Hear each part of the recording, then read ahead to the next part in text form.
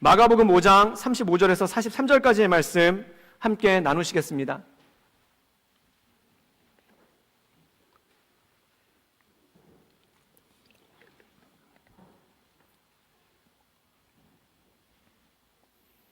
마가복음 5장 35절에서 43절까지의 말씀입니다. 제가 읽고 여러분들께서 읽으심으로 나누어 읽겠습니다. 제가 먼저 읽겠습니다. 아직 예수께서 말씀하실 때 회당장의 집에서 사람들이 와서 회당장에게 이르되 당신의 딸이 죽었나이다. 어찌하여 선생을 더 괴롭게 하나이까? 예수께서 그 하는 말을 곁에서 들으시고 회당장에게 이르시되 두려워하지 말고 믿기만 하라 하시고 베드로와 야고보의 형제 요한 외에는 아무도 따라옴을 허락하지 아니하시고 회당장의 집에 가사 떠드는 것과 사람들이 울며 심히 통곡함을 보시고 들어가서 그들에게 이르시되 너희가 어찌하여 떠들며 우느냐? 이 아이가 죽은 것이 아니라 잔다 하시니 그들이 비웃더라. 예수께서 그들을 다 보내신 후에 아이의 부모와 또 자기와 함께한 자들을 데리시고 아이 있는 곳으로 들어가서 그 아이의 손을 잡고 이르시되 달리다 굼 하시니 번역하면 곧 내가 네게 말하노니 소녀야 일어나라 하심이라. 소녀가 곧 일어나서 걸으며 나이가 드사이라. 사람들이 곧 크게 놀라거늘. 다 같이 읽겠습니다. 예수께서 이 일을 아무도 알지 못하게 하라고 그들을 많이 경계하시고 이에 소녀에게 먹을 것을 주라 하시니라. 아멘. 그 몇 년 전에 서울에서 청년부를 섬길 때 화요 성령 집회라는 그런 성령 집회를 인도했던 적이 있었습니다. 그 집회가 끝나고 난 다음에 이 청년들에게 기도해 주는 시간이 있었는데 그때 제가 잘 알고 있는 청년들 몇 명이서 한 형제를 데리고 온 거예요. 근데 그 형제를 봤더니 머리를 빡빡 깎았고 그리고 등치는 굉장히 큰데 입에서 뭐라고 중얼중얼거리면서 계속 저에게 오고 있는 거예요. 그래서 이 형제가 누굽니까? 라고 물어봤더니 얼마 전에 새로운 새가족 그 자매가 있는데 그 자매 오빠라는 거예요. 그런데 이 오빠가 미국에서 유학을 하고 귀국한 지가 얼마 안 됐는데 그런데 미국에서 왔는데 이상한 증상을 보인다는 거예요. 계속 중얼중얼거리고 그리고 어쩌다 소리를 지르기도 하고 또한 누가 쫓아온다고 도망가기도 하고 그리고 급기야는 옥상에 올라가서 떨어져 죽겠다고 난동을 부려가지고 이 자매가 이 새가족 자매가 너무 놀래서 그 새가족에 있는 순장들한테 전화를 해가지고 그 순장들 형제 몇 명이 와서 간신히 붙잡은 거예요. 그래가지고 어떻게 해야 될까 이들이 고민하다가 결국 악한 영이 들려서 이런 것이 아닌가라는 그러한 마음을 가지고 그 형제를 교회로 데려온 겁니다. 그래서 그 당시에 이 화요 성령 집회를 하면은 그런 영적인 문제로 어려움을 겪고 있는 분들이 많아서 기도해줬던 적이 몇 번 있었기 때문에 저도 굉장히 익숙했거든요. 그래서 그분을 앉혀놓고 함께 기도를 하고 있는데 기도를 하다 보니까 영 느낌이 틀린 거예요. 진짜 악한 영에 들려서 온 것과는 너무 느낌이 틀려가지고 기도를 마친 다음에 이 형제를 아무래도 정신병원에 데려가야 될 것 같습니다 라고 얘기를 하고 이 형제를 데리고 몇 명이 같이 정신병원을 같이 갔어요. 근데 그때가 밤 11시가 넘었을 때였거든요. 그래서 근처에 있는 종합병원에 정신병원 응급실로 갔죠. 그래서 거기 응급실에 갔더니 거기서 하는 말이 뭐냐면은 정신병원에 입원을 시키기 위해서는 가족이 꼭 와야 된다. 보호자가 와야 된다. 그래서 보호자가 올 때까지는 입원을 못 시킨다는 거예요. 그래서 연락을 해봤더니 아버지는 외국에 출장 중이시고 어머니는 지방에 출장 중이신데 지금 아무리 빨리 와도 1시간 이상 시간이 걸린다는 겁니다. 그래서 이 1시간 동안 병원에서 이 형제를 붙잡고 있는데 진짜 난리가 났어요. 병원 안에서 소리를 너무 질러가지고 밖에 데리고 나왔더니 그 다음부터는 큰 나무 하나를 보고 그 나무를 뽑겠다고 거기 들어가지고 막 씨름을 하고 그 다음에 옥상에 올라가서 떨어져 죽겠다고 달려가는데 덩치가 진짜 큰 형제였거든요. 그래서 그 형제를 갖다가 몇 명이서 붙잡고 제발 이러지 좀 말라고 그렇게 사정사정을 하면서 1시간을 기다리니까 어머니가 오셨더라고요. 그래서 그 어머니가 지방에서 급하게 차를 운전해가지고 오셨는데 이 어머니를 보자마자 이 형제가 갑자기 울부짖더니 어머니한테 달려가가지고 어머니 어깨를 갖다 두 손으로 붙잡은 다음에 막 흔드는 거예요. 그래서 막 흔들면서 뭐라고 하냐면은 내가 그렇게 유학 가기 싫었다는데 왜 나를 유학을 보냈냐고, 내가 그렇게 가기 싫다고 그랬는데 왜 나를 유학을 보냈냐고 울면서 이 어머니를 갖다 막 붙잡고 흔드는 거예요. 그 어머니가 아무 말도 하지 못하고 같이 울면서 그 형제가 우는 대로 같이 흔들리고 있죠. 그러다 급기야 이 형제가 너무 흥분을 해가지고 자기 어머니를 때리려고 그러는 거예요. 그래서 저희 형제들이 저랑 같이 가서 간신히 뜯어말려가지고 그 형제를 붙잡았습니다. 그런데 그 어머니의 얼굴 표정을 보니까 진짜 너무 가련하고 또한 세상에 아무 희망도 없고 세상에 아무 낙도 없는 모든 것을 절망하고 포기한 그 얼굴이 엄마의 얼굴에서 역력히 나타나는 거예요. 그래서 제가 어머니를 돌보고 있는 동안에 그 다른 형제들이 이 형제에 대한 입원 수속 절차를 밟고 그리고 입원을 시켰습니다. 근데 그동안에도 워낙 난리를 쳐가지고 병원에서 사람들이 나와서 붙잡고 그리고 신경안정제라는 주사를 투약을 해서 결국 재운 다음에 그 다음에 입원을 시켰죠. 그래서 그 형제를 입원을 시키고 난 다음에 다들 집에 돌아왔는데 며칠 있다가 그 부모님이 한번 만났으면 좋겠다라고 해서 아버지 어머니를 따로 만난 적이 있었습니다.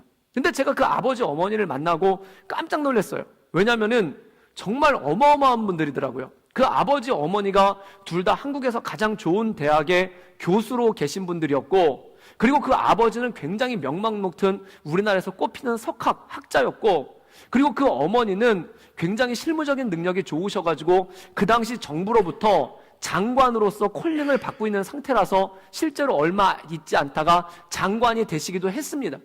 그런데 대단한 집안이에요. 그리고 나중에 알고 봤더니 그분들이 살고 있는 집이 한국에서 500만 불이 넘는 50억이 넘는 타워팰리스급의 아파트에 살고 있는데 집이 아니라 거의 궁전과 같은 그런 곳에서 살고 있는 정말 세상으로 보면은 지위로 보나 명성으로 보나 또는 어떤 재산으로 보나 하나도 부족함이 없는 분들이에요. 그런데 그분들이 아들 문제 앞에서는 다들 비참해지는 거예요. 그래서 자기 아들 문제를 제 앞에서 의논을 하고 상담을 하고 있는데 정말 세상에서 가장 불쌍한 분들이고 세상에서 가장 가련한 분들이고 세상에서 가장 피곤한 분들이에요.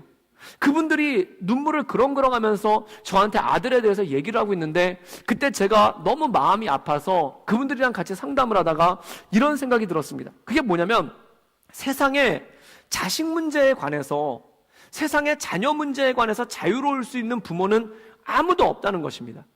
아무리 큰 부를 가지고 있고 명성을 가지고 있고 잘 나가는 부모님이라 하더라도 자식에게 문제가 생기면은 그것으로부터 너는 네 인생이고 나는 내 인생이다라고 쿨할 수 있는 부모가 아무도 없다라는 거예요. 자식 문제를 놓고 산은 산이요 물은 물이로다 라고 하면서 최연하게 있을 만한 그러한 부모가 세상에 어디 있겠습니까? 아무리 내가 잘 나가고 나한테 힘이 있어도 자식 문제가 생기면은 그 사람은 절망하고 그 사람은 쓰러질 수밖에 없다라는 거죠. 오늘 말씀 가운데 보면은 야이로라는 사람이 등장을 해요.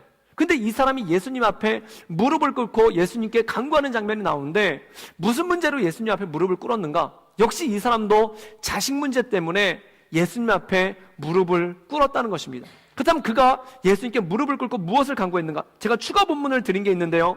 마가복음 5장 22절에서 23절의 말씀을 한번 읽도록 하겠습니다. 이 성경에 야이로라는 사람에 대해서 어떻게 얘기하고 있는지 한번 나누기를 원합니다. 우리 22절에서 23절까지의 말씀 읽겠습니다. 다 같이 읽겠습니다. 시작!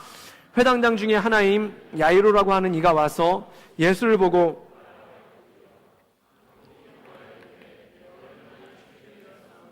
오셔서 그 위에 손을 얹으사 그로 구원을 받아 살게 하소서 하거늘. 오늘 말씀 가운데 보면 야이로라는 사람이 등장합니다. 근데 이 야이로 앞에 무슨 얘기가 있냐면 22절에 보면은 회당장 중에 하나인 야이로라는 사람이 나와요.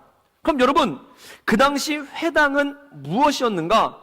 1차적으로 유대인들이 모여서 예배를 드리고 하나님의 말씀을 나누는 종교적인 행사를 하는, 지금으로 치면 교회와 같은 곳이 바로 회당이에요.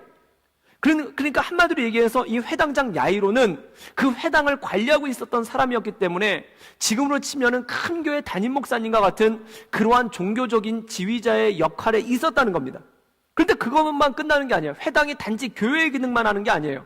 이 회당이 당시 유대인들 사회에서는 어떤 기능을 했냐면은 사람들을 공부시키는, 그 당시 유대인들 학생들을 공부시키는 교육기관이에요.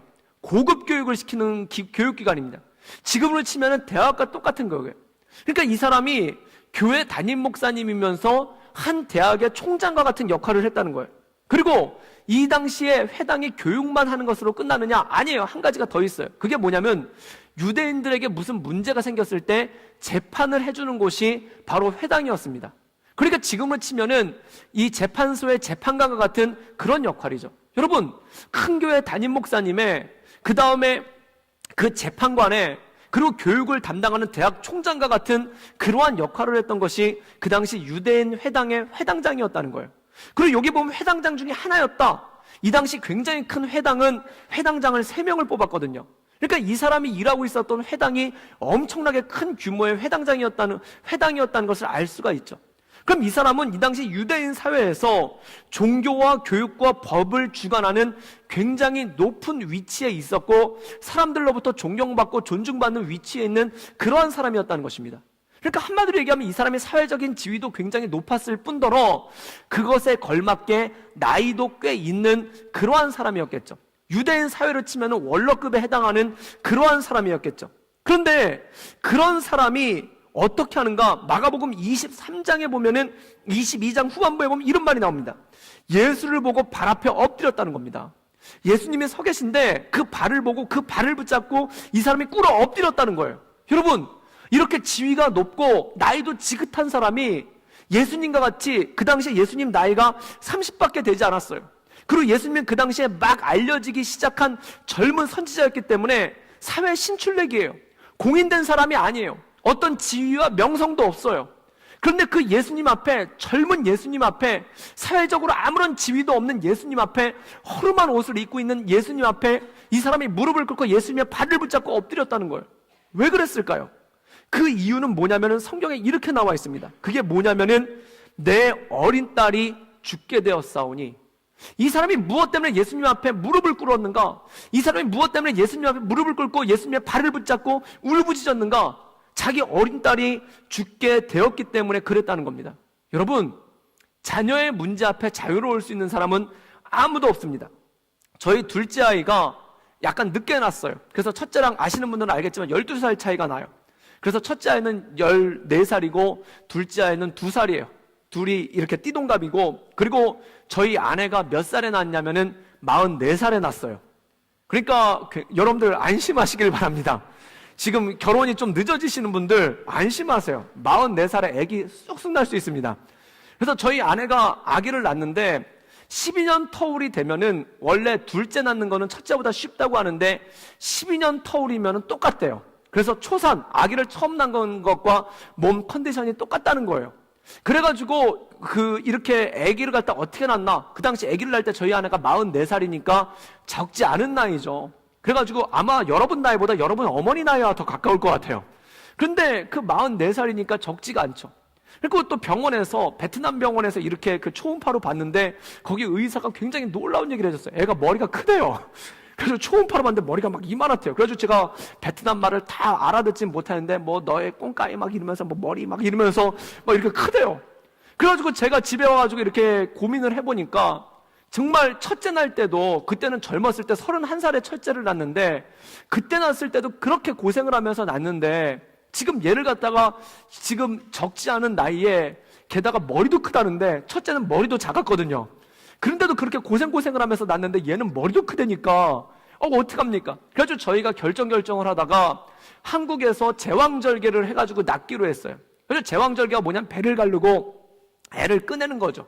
그래가지고 병원에 왔는데 제왕절개는 굉장히 생각보다 좀 쉽더라고요. 왜냐면은 저희가 첫째 아이를 낳았을 때는 저희 아내가 난리를 쳤어요. 12시간을 진통을 했는데 그때 진짜 세상에서 제가 제일 나쁜 인간이더라고요. 그래가지고 막 저를 붙잡고 의사 불러오라고, 그리고 뭐 의사는 뭐 아직 날 때 안 됐으니까 신경 쓰지 말라고, 어떻게 신경을 왔어요? 제 멱살 붙잡고 난리를 치는데. 그래서 나중에 의사가 도망을 갔어요. 그래서 제가 의사 잡으러 다니느라고 12시간 동안 막 그 난리를 치다 났거든요. 그런데 제왕절개라니까 그냥 웃으면서 걸으면서 들어가요. 나 애 낳고 올게. 그래서 제가 잘나 막 이러면서 이렇게 들어갔어요. 그러더니 쑥 걸어 들어가는 것도 굉장히 편안한데 20분 있다가 아기가 나왔다는 거예요. 그래가지고 들어가 봤더니 저희 아내는 아직 수술실에서 안 나오고 아기만 이렇게 나왔더라고요. 그래가지고 그 아기가 막 울고 있으니까 제가 또 그걸 갖다 또 사진으로 찍고 그 휴대폰으로 또 동영상을 찍고 또 간호사가 또 이렇게 탯줄 자르는 것도 찍어주고 아기 안고 있는 것도 찍어주고 뭐, 그리고 애를 또 신생아실로 보냈어요. 근데 너무 쉬운 거예요. 아기가 너무 쉽게 나온 거예요. 그래가지고 이렇게 낳는 거면 하나 더 낳아도 되겠다. 그런데 문제가 그 다음에 생겼습니다. 그게 뭐냐면 제왕절개는 자연분만은 낳기 전에가 힘들고 낳고 나면 괜찮은데 제왕절개는 낳고 난 이유가 굉장히 힘든 거예요. 그런데 보통 그 다음에 이제 꼬매는 수술을 하고 그 다음 처치를 하거든요. 그런데 보통 1시간 있으면 수술실에서 나오는데 저희 아내는 2시간이 지나도 나오질 않는 거예요. 그리고 밖에서 기다리고 있는데 3시간이 지나도 나오질 않는 거예요. 그러니까 그 다음부터 걱정이 되기 시작을 하더라고요. 그래서 제가 수술실 앞에서 서 있다가 거기 있는 사람한테 우리 아내가 지금 몇 시에 들어갔는데 아직 지금 3시간이 넘었는데도 안 나오는데 어떻게 된 겁니까? 한번 알아봐 주십시오 라고 물어봤더니 거기 있는 간호사 선생님이 들어갔다가 좀 이따 나오더니 이렇게 얘기를 하는 거예요. 뭐라고 얘기를 하냐면은 피가 멎지를 않아서 지금 출혈이 계속해서 나고 있는데 피가 멎지를 않아가지고 경과를 계속 봐야 되니까 조금만 기다려달라는 거예요. 그때 마음이 철렁하더라고요. 그 다음부터 출산의 시작이더라고요. 그래가지고 이걸 어떡하나 막 이렇게 기다리고 있는데 별의별 상상이 다 되더라고요. 제가 혼자 애를 다니는 막 이 상상부터 굉장히 그동안 드라마에서 봤던 안 좋은 기억은 다 나오더라고요. 그래가지고 막 기다리고 있는데 결국 5시간 만에 그 피가 멈춰가지고 나왔어요. 그래가지고 나오는데 이렇게 다른 사람들은 다 휠체어에 앉아가지고 나오는데 저희 아내는 침대에 누워가지고 이렇게 나오는데 얼굴이 진짜 하얀 거예요. 사람 얼굴이 그렇게 하얄 수 있다는 걸 그때 처음 알았어요. 얼굴이 하얗고 손발을 만졌는데 손발도 차가운 거예요. 그래가지고 병실로 들어갔는데 그 다음에 앉지도 못하니까 수술을 끝나고 마취가 풀리니까 진통이 엄청나잖아요. 그러니까 몰핀 주사를 계속 맞고 있고 움직이지도 못하는 거예요. 그 다음부터 제가 병실에서 같이 있었는데 제가 인간 리모컨이 됐습니다. 물 가져오라고 그러면 네! 그리고 물 가져오고 텔레비전 키라고 그러면 텔레비전 키고 그 다음에 주물르라고 그러면 막 주물르고 화장실 데려가라고 그러면 또 업고 화장실 데려가고 완전히 인간 리모컨으로 그렇게 이틀을 살았어요. 근데 이틀을 지나고 난 다음에 그런 다음에도 못 일어났거든요. 그런데 이제 아기를 낳았으니까 아기를 봐야 되잖아요. 그래서 아기랑 엄마를 갖다가 인사를 시킨다고 이 간호사들이 아기를 갖다 데리고 병실에 들어온 거예요. 그때 제가 기적을 보았습니다. 안진뱅이가 벌떡 일어나는 기적을 보았어요. 아까까지만 해도 다 죽어가가지고 막 저보고 물 떠와라 모여와라 막 그러던 저희 아내가 아기가 들어오자마자 벌떡 일어나가지고 막 걷는 거예요. 그때 제가 처음 봤습니다. 그는 걸었네, 뛰었네, 찬양했네. 완전히 그 사도행전의 3장이 이루어지더라고요. 그러더니 아기를 갖다가 아까까지도 막 아파서 막 죽겠다던 그 자매가 저희 아내가 아기를 갖다 붙잡더니 막 물고 빨고 울고 불고 막 난리가 난 거예요. 그래서 제가 그때 그걸 보고 깨달았습니다. 세상에 가장 위대한 것은 엄마다. 어떻게 아기가 얼마나 이쁘면은 지금 아물지도 않아가지고 일어나지 못하는데 벌떡 일어나서 애를 갖다 물고 빨고 뭐 쪽쪽 빨고 난리가 막 진짜 애를 먹겠어요. 얼마나 그냥 물고 빨고 난리를 치는지 막 그러고 있는 거예요. 근데 제가 그걸 보면서 느낀 것 중에 하나가 뭐냐면은 세상 엄마들이 다 그래요. 그리고 아빠도 그 정도까지는 아니지만 아빠도 아이를 위해서 무엇이든지 할 수 있는 마음이 있어요. 여러분 정말 그렇습니다. 정말 어쩔 수 없는 사정을 가지고 계신 극소수의 부모님들을 제외하고는 아마 대부분의 부모님들이 여러분을 낳고 나서 물고 빨고 막 그랬을 거예요. 막 여러분 태어났었을 때 막 쿨하게 낳냐? 막 이러면서 애기는 애기요 어른은 어른이로다 뭐 이러지 않고 여러분들 낳았을 때 여러분들을 물고 빨고 막 자면은 깨우고 그 다음에 울면은 누가 그랬냐고 그러고 다시 재우고 또 자면 또 깨우고 막 이러면서 여러분들을 물고 빨고 진짜 어떻게 할지 몰라서 그랬을 거예요. 그렇게 여러분들을 사랑했을 거예요. 또 여기 계신 분들 대부분 중에 여기 계신 부모님들 중에 여러분들을 공부시키기 위해서 여러분을 교육시키기 위해서 한국에서 굉장히 괜찮은 잡을 가지고 있었고 한국에서 굉장히 좋은 지위를 가지고 있었는데 그거 다 버리고 여기 와서 생전해보지 않은 험한 일하고 계신 부모님들 반드시 있으세요. 미국에 가보니까요, 미국에서 박사학위를 하시는 분들이 있어요. 그분들이 아기들을 데리고 와가지고 애들이 어렸을 때 와가지고 10년 동안 박사학위를 했는데 박사학위를 받고 나니까 애들이 중학생, 고등학생이 된 거예요. 10대가 된 거예요. 근데 얘네들을 데리고 한국에 들어가면 얘네들이 적응을 못할까봐 아빠 엄마가 미국에 남기로 결정을 했는데 박사학위를 가지고 계신 분인데 이분 한국 들어가면 교수할 수 있거든요. 그런데 거기서 접시 닦고 계시더라고요. 박사학위 가지고 부부가 접시 닦고 있더라고요. 그래서 왜 그러십니까? 라고 얘기를 했더니 내가 한국에 들어가면은 얘네들이 한국에서 적응을 하지 못할까봐 우리가 한국 들어간 걸 포기했다는 거예요. 그래가지고 박사학위를 받으신 분들이 거기서 접시를 닦고 있어요. 여러분들 부모님 가운데 그렇게 계신 분들 반드시 있어요. 분명히 한국에서 더 좋은 지위를 가지고 있었는데 여기서 여러분들 공부시키기 위해서 와가지고 지금 한 번도 해보지 않은 험한 일들을 하면서 여러분을 키우고 계신 부모님들 반드시 있어요. 왜 그랬을까요? 자식의 문제에 대해서 쿨할 수 없으니까 그래요. 또 여기 계신 분들 중에 부모님들께서 자기 먹을 거 안 먹고 자기 입을 거 안 입어가면서 여러분 부모가 되면요, 저도 그렇지만 뭐 하나 살 때마다 내 거를 뭐 하나 사면은 갈등을 해요. 이게 진짜 나한테 필요할까? 이게 진짜 나한테 필요할까? 그러다가 안 사요. 그냥 집에 있는 걸로 쓰지. 뭐 하나 먹으려고 하다가도 이거 필요할까? 이게 진짜 내가 좀만 참으면 괜찮지 않을까? 저는 커피를 굉장히 좋아해요. 근데 커피를 사 먹을 때 한 번씩 고민을 해요. 이거를 먹을까 말까? 왜 그렇습니까? 근데 저희 아이가 뭐 먹는 거에 대해서 한 번도 고민해 본 적 없어요. 저희 아이가 뭐 사달라는 거에 대해서 한 번도 고민하면서 사준 적 없어요. 먹고 싶다면 먹고 싶은 거 해주고 하고 싶다면 하고 싶은 거 다 해줬어요. 여러분, 부모가 그래요. 여러분들 부모님들 중에 그렇게 돈 아껴가면서 여기 여러분들 유학 보내신 분들이 있어요. 자기 먹을 거 안 먹고 입을 거 안 입으면서 여러분들한테 돈 붙여주시고 송금해주시고 생활비 보내주시고 학비 보내주시는 부모님들 반드시 있어요. 또 어떤 부모님들은요, 여러분들 여기 보내고 난 다음에 혹시 험한 일은 하지 않을까? 사람들 때문에 고생하지는 않을까? 또한 밤에 잠 못 자지는 않을까? 밥은 제대로 챙겨 먹고 있지 않을까? 그것 때문에 잠 못 자시고, 그리고 뉴스에서 호주에 대한 안 좋은 기사만 나와도, 안 좋은 뉴스만 나와도 그것 때문에 불안해가지고 잠 못 이루는 분들 반드시 계세요. 여러분, 부모가 그렇습니다. 부모가 자녀를 위해서 못할 것이 어디 있겠습니까? 부모가 자식을 위해서 체면이고 뭐고 어디 있습니까? 제가 아는 분은 굉장히 유명한 학교의 교수님이에요. 근데 그분의 아들이 고등학교 때 친구랑 싸워가지고 친구 이빨을 부러뜨렸어요. 그때 그분이 학교 가가지고 얘기를 하는데 거기서 무릎을 꿇고 빌었대요. 그분은 어디 가서도 무릎 꿇지 않는 분이에요. 근데 자기 자녀 문제에 대해서는 무릎을 꿇는 걸 두려워하지 않는 거예요. 그게 부모예요. 여러분, 오늘 말씀 가운데 보면 이 회당장 야이로가 자기 딸이 죽어가니까 그 죽어가는 딸을 볼 수가 없어서 예수님 앞에서 무릎을 꿇고 예수님의 발을 붙잡고, 예수님 제발 우리 집에 와서 우리 딸을 살려주십시오. 울고불고 체면이고 뭐고 다 집어던지고 지금 예수님 발 앞에서 울고 있는 이 노인, 이 원로, 이 사람이 이 모습 가운데 나와 있다는 겁니다. 그래서 예수님께서 그것에 오케이를 하셔서 지금 야이로의 집으로 가고 있는 중이에요. 그런데 문제가 생겼습니다. 그렇게 울고불고해서 예수님을 모시고 가고 있는데 문제가 생긴 거예요. 우리 35절 말씀 읽겠습니다. 우리 다 같이 읽겠습니다. 시작. 아직 말씀하실 때 회당장의 집에서 사람들이 와서 회당장에게 이르되 당신 딸이 죽었나이다. 어찌하여 선생님을 더 괴롭게 하나이까? 오늘 말씀 가운데 보면 예수님을 그렇게 해서 모시고 가고 있는데 문제가 생겼어요. 회당장의 집에서 사람들이 온 거예요. 그래서 뭐라고 얘기하냐면 당신 딸이 이미 죽었습니다. 예수님을 모시고 와도 소용이 없습니다. 이미 당신 딸이 죽었습니다 라고 얘기를 하는 거예요. 여러분, 이 뜻은 무엇입니까? 이미 늦었기 때문에 당신이 할 수 있는 건 아무것도 없다는 거예요. 이미 늦었기 때문에 아무리 노력하고 애써봐야 아무 소용이 없다는 거예요.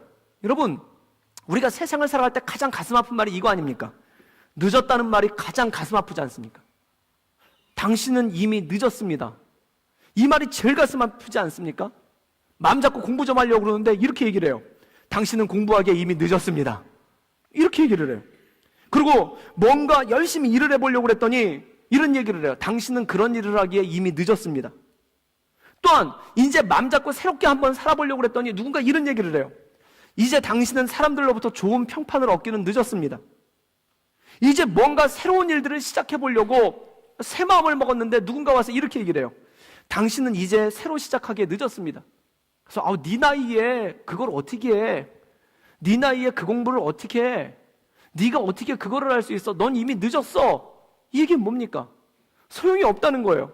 아무 소용이 없다는 거예요. 지금 모든 사람들이 야이로 앞에 와서 입을 모아서 이렇게 얘기합니다. 늦었습니다. 예수님을 모시고 와도 늦었습니다. 당신이 당신 딸을 위해서 할 수 있는 일은 아무것도 없습니다. 늦었습니다. 이렇게 얘기하고 있는 거예요. 그런데 놀라운 일이 생깁니다. 예수님께서 뜻밖의 말씀을 하세요. 우리 36절의 말씀을 읽겠습니다. 다 같이 읽겠습니다. 시작. 예수께서 다시 한번요. 시작. 예수께서 그 하는 말을 곁에서 들으시고 회당장에게 이르시되 두려워하지 말고 믿기만 하라 하시고. 근데 예수님이 놀라운 말씀을 하세요. 두려워 말고 믿기만 하라. 이 말 뜻은 무엇일까요? 늦지 않았어. 너는 아직 늦지 않았어. 사람들은 다 늦었다고 그래요. 사람들은 이미 끝났다고 그래요. 사람들은 다시 시작할 수 없다고 그래요. 사람들은 불가능하다고 얘기해요. 근데 예수님이 이렇게 말씀하신 거예요. 두려워 말고 믿기만 하라. 이것은 뭘까요? 아직 늦지 않았다는 겁니다. 사랑하는 여러분, 옆에 계신 분들에게 이렇게 한번 축복해 주시겠습니까? 좋은 분들 있으면 좀 깨워서 이렇게 한번 축복해 주세요. 두려워하지 말고 믿기만 하세요. 당신은 아직 늦지 않았습니다. 늦지 않았습니다. 예, 지금까지 졸았어도 지금부터 설교 들어도 늦지 않았습니다. 충분히 은혜 받을 수 있습니다. 저는 그 혼자 있는 거를 굉장히 힘들어해요. 그래서 혼자 있는 거를 어느 정도까지 힘들어하냐면은 혼자 밥 먹으려면은 차라리 밥을 안 먹을 때가 더 많아요. 왜냐면 혼자 밥 먹는 게 너무너무 싫어요. 그래서 제가 볼 때는 혼자 밥 먹는 거는 밥을 먹는 게 아니라 때우는 거예요. 그래서 저는 누구랑 같이 꼭 밥을 먹어야 돼요. 그리고 또 뭘 못하냐면은 혼자 잠자는 걸 잘 못해요. 그래서 혼자 자면은 집이 너무 썰렁하고 집이 너무 허전해요. 제가 지난주에 아시는 분들은 아시겠지만 그 감기가 걸렸잖아요. 그래서 목소리가 제대로 안 나왔는데 감기가 걸려서 집에 갔는데 저희 2살 된 둘째 아이가 저랑 아내랑 쓰는 방에서 같이 자고 있거든요. 근데 저희 아내가 뭐라고 하냐면은 애한테 감기 옮기니까 저보고 따로 자래요. 그래가지고 거실에서 혼자 잤어요. 이불 덮고. 찹찹하더라고요. 섭섭해서 울 뻔했어요. 아무리 애가 중요해도 그렇지 내가 무슨 이상한 병에 걸린 것도 아니고 격리 조치를 당했어요. 집에서. 그래가지고 제가 거실에서 혼자 자면서 이렇게 혼자 자기가 너무 적적해서 고민형을 끌어안고 그러면서 눈물로 적시면서 고민형의 머리를 눈물로 적시면서 그러고 잤어요. 근데 제가 왜 이렇게 혼자 있는 걸 갖다가 힘들어하고 어려워하는가 봤더니 제가 상처가 있더라고요. 그 상처가 뭐냐면은 고등학교 다닐 때, 그러니까 하이스쿨 그 고등학교 다닐 때 친구가 없어가지고 학교에서 도시락 먹는 게 늘 고민이었던 적이 있어요. 밥을 오늘은 누구랑 먹지? 이게 고민이었어가지고 차라리 밥을 안 먹었던 적도 꽤 많았더라고요. 그리고 심지어 소풍을 가서도 같이 놀 친구가 없어가지고 그 당시 저 혼자 셀카를 시도하는 그런 일이 생겼더라고요. 그래가지고 제가 소풍 간 사진, 수학여행 간 사진을 보면은 저 혼자 탑 앞에서 찍고 있는 사진이 되게 많아요. 왜냐면은 찍어줄 사람이 없어서 제 스스로 찍은 거예요. 여러분 소풍 가서 혼자 노는 거 얼마나 힘든지 아십니까? 하루가 어마어마하게 길어요. 그래서 제가 수련회 가서 혼자 밥 먹으시는 분들이 없도록, 그리고 혼자 셀카 찍으신 분들이 없도록 조를 죽어라 하고 만드는 이유가 그겁니다. 왜냐면 혼자 있으면 슬퍼요. 그리고 혼자 밥 먹는 사람의 슬픔을 알아요. 그리고 혼자 노는 사람의 슬픔을 알아요. 그리고 교회도 혼자 다니는 사람의 슬픔을 알아요. 그리고 수련회도 기껏 은혜 받는다고 갔는데 예배 때는 좋아요. 근데 예배 끝나고 나서 심각해져요. 다들 지들끼리 모여가지고 차 마시고 뭐하고 있는데 난 뭐하지? 그래서 괜히 수련회 가지고 화장실만 하루에 12번씩 가시는 분이 있어요. 그리고 화장실을 안식처지 않고 피난처 삼아가지고 거기서 있다 예배 시간에 나타나시는 분들이 있어요. 그래서 제가 혼자 있는 것에 대해서 굉장히 싫어해요.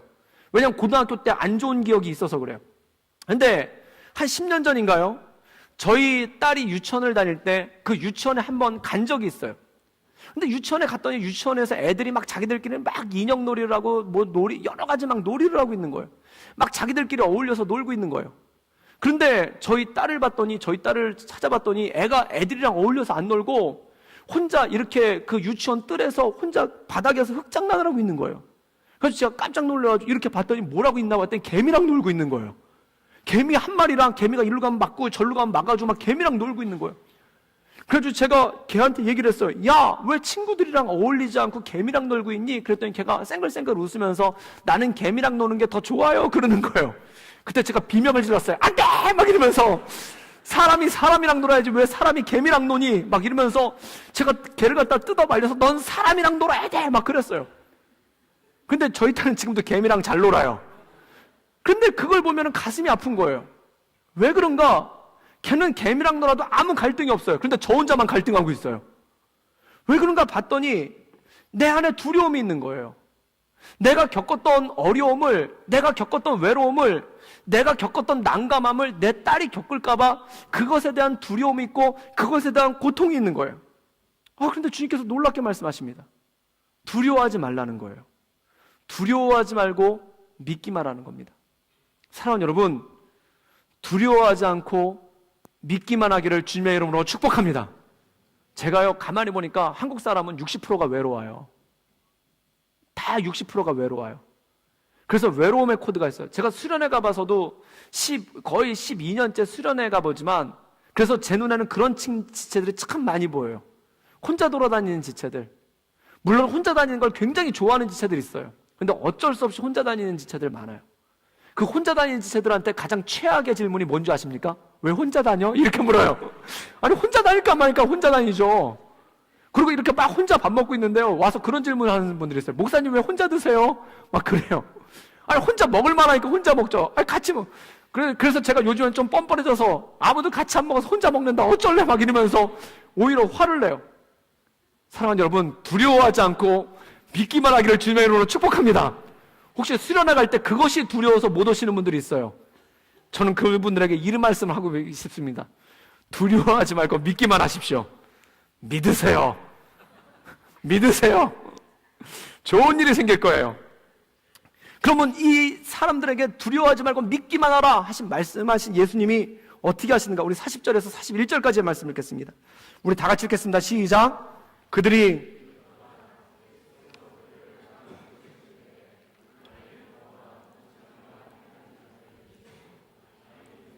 41절 시작. 잡고 이르되 달리다고 하시니 번역하면 곧 내가 내게 말하노니 소녀야 일어나라 하심이라. 오늘 말씀 보면 40절에 이렇게 나옵니다. 예수님이 두려워하지 말고 믿기만 하라 라고 말씀하셨더니 많은 사람들이 비웃었대요. 왜 비웃었을까요? 이미 늦었는데 뭘 할 수 있을까? 이미 끝났는데 뭘 할 수 있을까? 그래서 비웃은 거예요. 이것이 사람들의 생각입니다. 근데 예수님께서 놀라운 일을 하십니다. 그 여자아이가 죽어있는 그 방에 들어가셨어요. 그리고 그 방에 들어가서 뭐라고 말씀하시면 달리다 굼이라고 말씀하십니다. 이 달리다 굼은 소녀야 일어나라 라는 뜻으로 성경에 번역이 되어 있어요.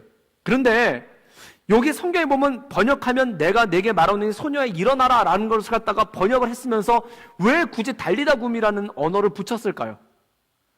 그냥 그 아이의 41절에 그 아이의 손을 잡고 이르시되 내가 내게 말하노니 소녀야 일어나라, 그냥 이렇게만 성경을 쓰면 되는데 왜 굳이 달리다 굼이라는 뜻을 쓰고 걷다가 옆에다 번역을 붙였을까요? 이 달리다 굼만 가지고 있는 특유의 특징이 있기 때문에 그렇다는 겁니다. 이 달리다 굼에서요, 달리다는 무슨 뜻이냐면 한국말로 이렇게 달리다가 아니에요. 런이 아니에요. 한국말로 달리다가 아니라 이 달리다는 뭐냐면은 사랑하는 아이야. 그러니까 굉장히 사랑하는 누군가를 갖다 소중하게 부를 때, 부모가 자기 자녀를 너무 귀하게 생각해서 이 자녀를 너무 이쁠 때, 가장 이쁠 때 언제일까요? 뭐 학교에서 100점짜리 시험지를 가지고 왔을 때, 뭐 대학에 합격했다고 합격증을 가지고 왔을 때, 그때 뭐라 하냐면 달리다 이렇게 얘기를 하는 거예요. 아, 달리다. 너무 이쁘다는 거예요. 너무 이쁜 자기 아이에 대해서 호칭할 때 쓰는 말이 달리다라는 뜻이에요. 이게 다른 말로 번역이 안 되니까 그냥 달리다를 갖다 그냥 넣어버린 거예요. 그게 달리다라는 뜻이에요. 그럼 굼은 뭐냐? 일어나라는 뜻입니다. 그럼 이 말을 갖다 좀 더 정확하게 번역하면 이런 뜻입니다. 나의 사랑하고 어여쁜 아이야 일어나거라. 그런데 이 표현이, 이 달리다 굼이라는 표현이 이 아람어예요.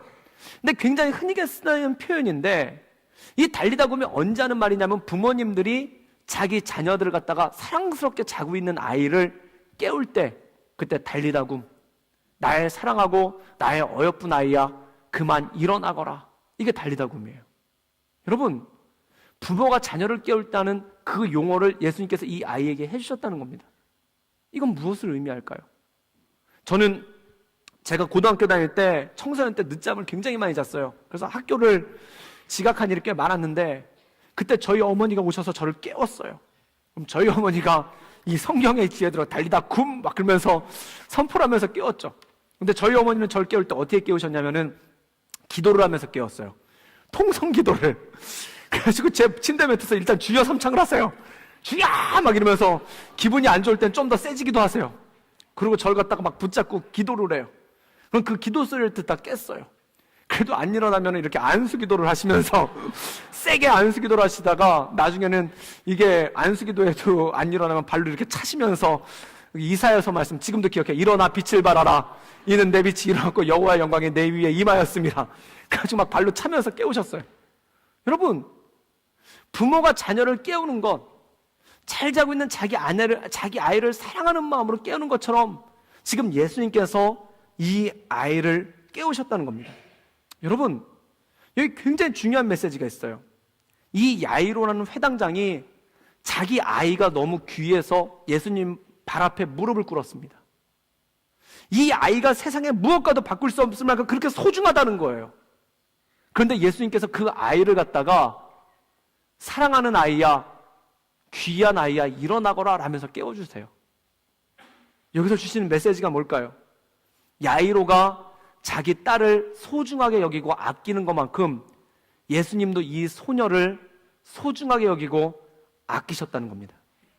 여기 중요한 메시지가 있습니다. 여러분이 사랑하는 사람을 하나님도 사랑하세요. 여러분이 소중히 여기는 사람을 예수님도 소중히 여겨주세요.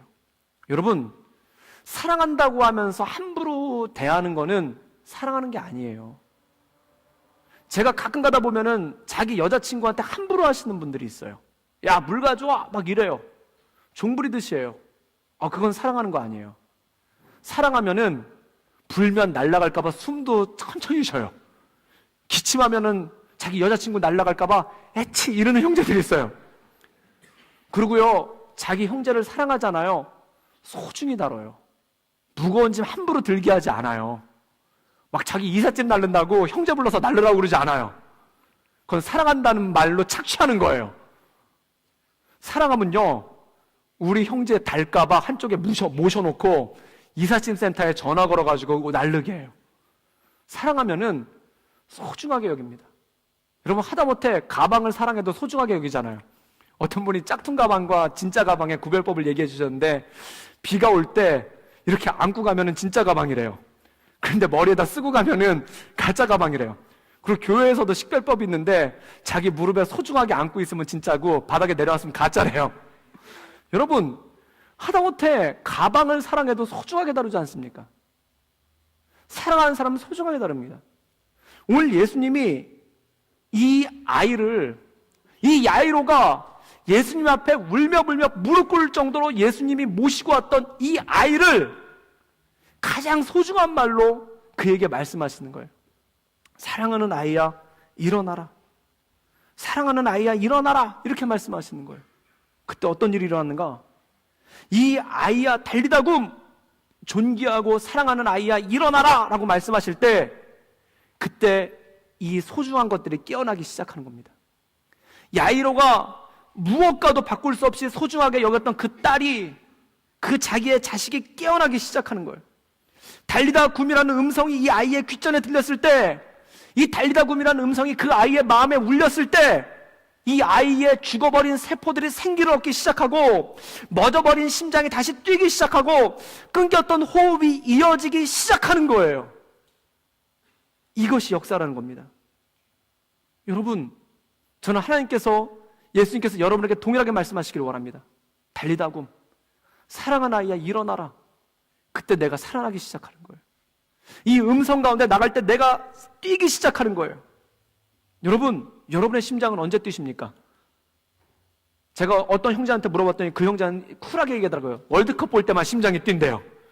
월드컵 때 승부차기 할 때 심장이 막 두근두근해서 죽는 줄 알았대요. 그리고 당신은 언제 열정을 불태웁니까? 라고 물어봤더니 나이트클럽 갔을 때만 열정이 불탄대요. 그때만 젊음이래요. 여러분, 축구장에서 지르는 환호성이 내 젊음의 젊음이겠습니까? 축구장에서 그 뛰는 심장이 내 인생의 전부이겠습니까? 나이트클럽에서 그 치는 흥분이 내 인생의 열정의 전부이겠습니까? 그걸 젊음이라고 그러겠습니까? 세상이 정의하는 젊음은 그거밖에 없더라고요. 축구장에서 뛰는 심장, 그 다음에 나이트클럽에서 뛰는 열정, 그게 90%더라고요. 여러분의 열정은 무엇입니까? 여러분이 뛰는 심장은 무엇입니까? 저는 지난주에 설교할 때 말씀드렸는데 그거예요. 파란불이 켜졌는데 왜 앉아서 울고만 있는가? 그 소리를 들었을 때 제 심장이 뛰기 시작했어요. 몸이 타오르는 것 같았어요. 왜 그랬을까요? 그 안에 성령의 터치가 있는 거예요.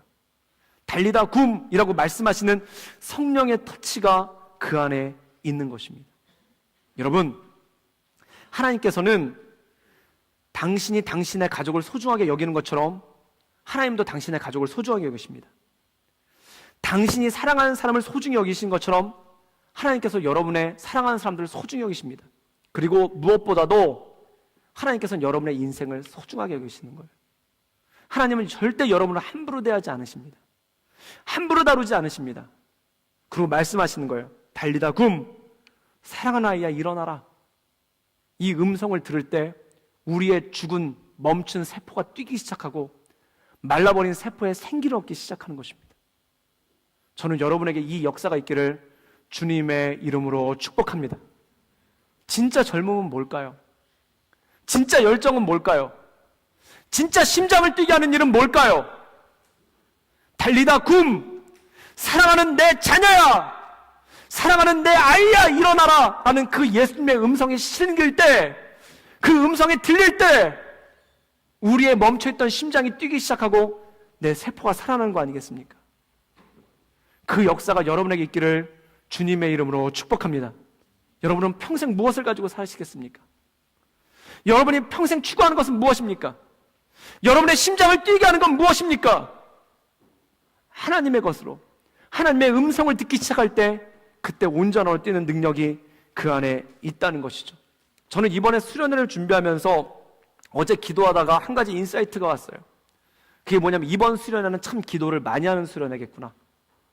그리고 이번 수련회 때는 많은 사람들이 하나님의 음성을 듣겠구나 라는 그런 인사이트를 받았어요. 사랑하는 여러분, 하나님의 음성을 듣기를 바랍니다. 하나님의 음성을 들을 때, 사랑하는 내 아이야 일어나라라는 음성을 들을 때 그때 심장이 뛰기 시작하는 거예요. 그리고 몸이 불타오르기 시작하는 거예요. 내가 무엇을 위해서 살아야 될지, 내가 무엇을 위해서 열정을 가져야 될지, 무엇을 향해 달려가야 될지, 내가 무엇을 향해 일어나야 될지, 그것이 불타오르기 시작하는 거예요. 저는 이 수련회를 통해 여러분의 그것들이 회복될 수 있기를 주님의 이름으로 축복합니다. 정말 살지 못해 사는 것 같고 늘 그날이 그날이고 늘 사는 건지 죽은 건지 알지 못하겠고 인생에 아무 의미도 없이 시간만 지나가고 있고 재밌게 살려고 하는데 늘 허무하고 벅찬 그 인생이 정말 우리 젊음의 전부이겠습니까? 아닙니다. 달리다 굼이라는 음성을 들을 때 우리 영혼이 깨어나고 우리 세포가 깨어나는 것입니다.